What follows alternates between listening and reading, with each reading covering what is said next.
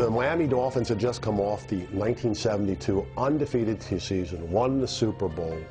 So I'm going down there to play on the world champion Miami Dolphins. I'm the 7th round draft pick. There's 6 picks before me that are down there. And if I had done the math and I was really a smart guy, I would have figured out there's no way I'm going to make this team. It's a week before the opening of the season, and it's Tuesday, and I'm on all the special teams. I don't know what that means. But Larry Zonk and Jim Kick and a couple other guys who had befriended me, they knew what it meant. That meant there was a dress rehearsal. If I was on the special teams on Tuesday, a week before the first game, I'd made the final cut. It was a day later I was called into Shula's office, and he said, I got good news for you and bad news. And the bad news was they decided to go with a defensive end that had been cut by the Jets. So because of that little instance, I was out. But what I did like is I was going to be given a tryout by the Philadelphia Eagles. Growing up an Eagles fan is an understatement. The atmosphere of Franklin Field was very special. And I really fell in love with the Eagles during that period of time. My passion grew so much that at like age 13, my dad and my uncle and my brother, we would go to training camp, which was in Hershey, Pennsylvania.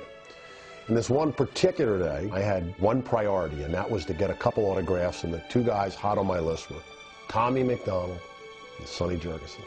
Let me fast forward you. Billy Kilmer was the starting quarterback for the Washington Redskins. Steve Zabel was the starting outside linebacker, and I was his backup. And during the course of the game, Steve tore his Achilles tendon. And I went into the game, and I played all of the 3rd quarter, and then Billy Kilmer got hurt. Got my call defensively, got my position, and breaking the huddle was number 9, Sonny Jurgensen. And when he broke the huddle and came towards the line of scrimmage, I had an out-of-body experience.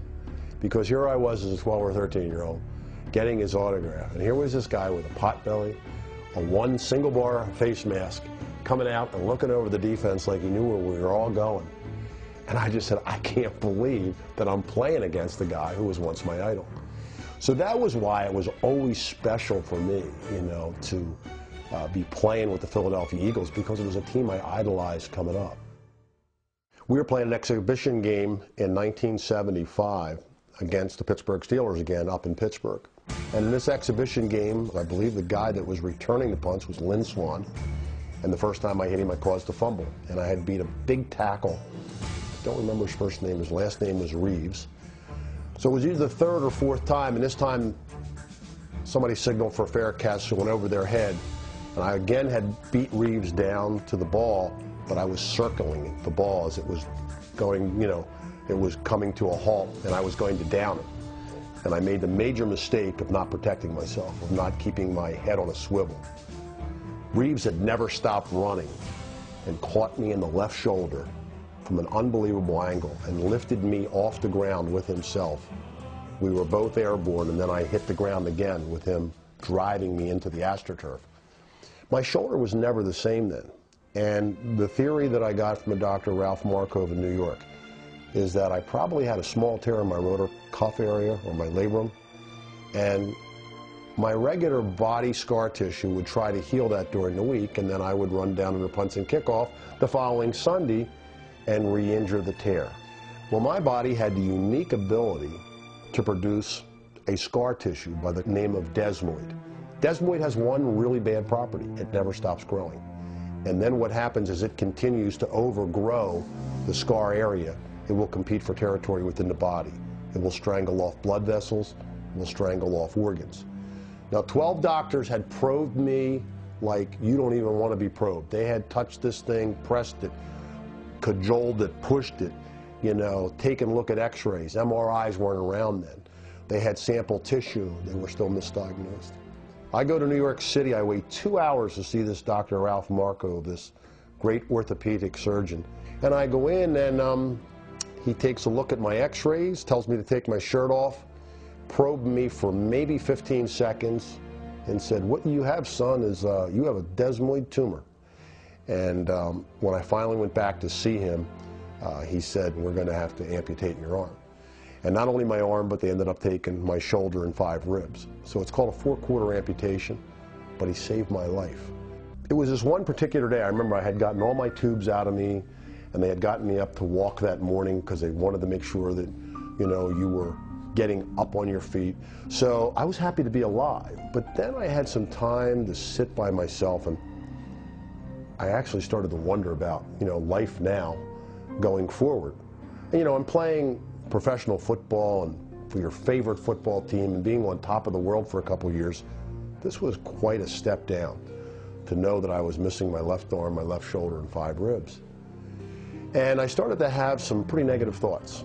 And that morning I was visited by a very well-meaning volunteer of the hospital. His name was Frank. He was 62 years old or so. And I noticed immediately we had something in common. And the thing that we had in common is he was standing there with this volunteer jacket on, a white jacket, and he was missing his left arm. And one of the things he said to me was, I'm here to really establish for you a little program now that you are handicapped. So when Frank leaves the hospital that day, I'm still a little depressed, because now I'm starting to dwell on all the things that I can't do one-handed. So anyway, during this negative thought process that I'm having and this spiraling down and these depressed moments, the nurse comes in and says, there's somebody on the phone that I think you'd like to talk to. And I got on the phone, and it happened to be a guy by the name of Rocky Blyer. Now see, prior to getting on the phone with Rocky, everybody that had come into my room that day or the day before had been very empathetic, very sympathetic. We're praying for you, sorry to hear about this. Oh my goodness, how do you feel? So everything was from a standpoint of enabling me to feel sorry for myself. This call from Rocky.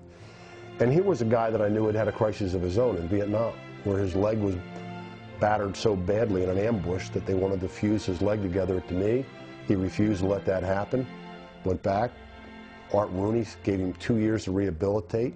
He did. He came back to training camp, not only made the team, but played in 4 Super Bowls. We had a great chat, and it was great talking to him. He got my spirits up.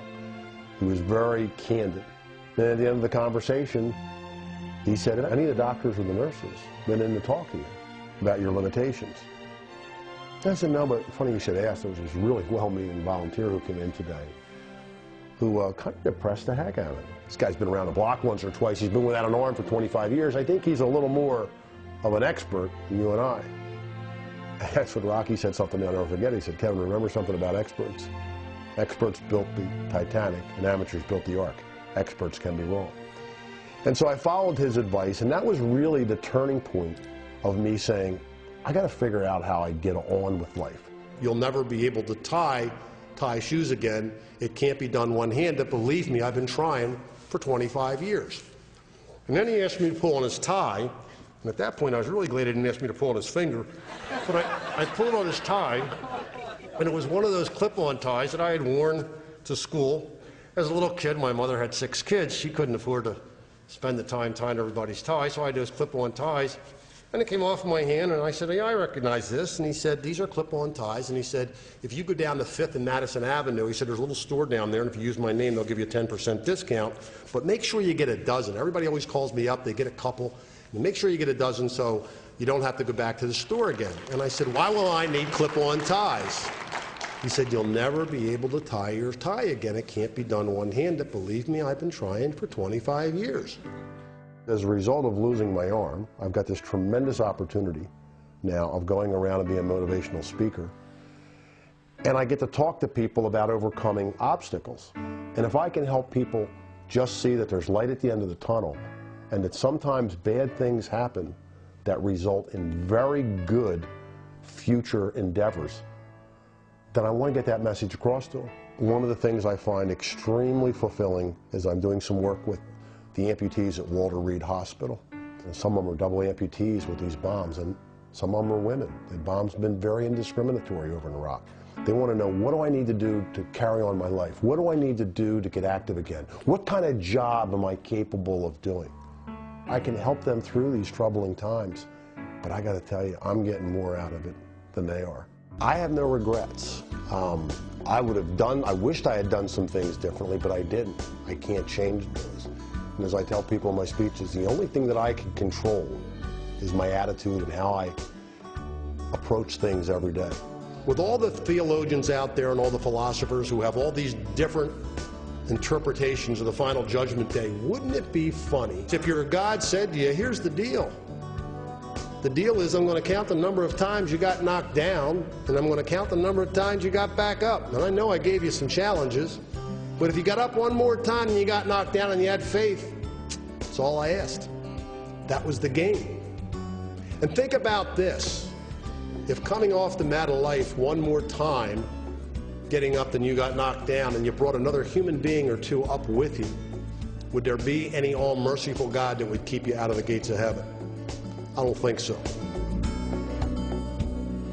When we come back, Kevin Reilly joins us here to talk about football, veterans, and the airwaves. Don't go away.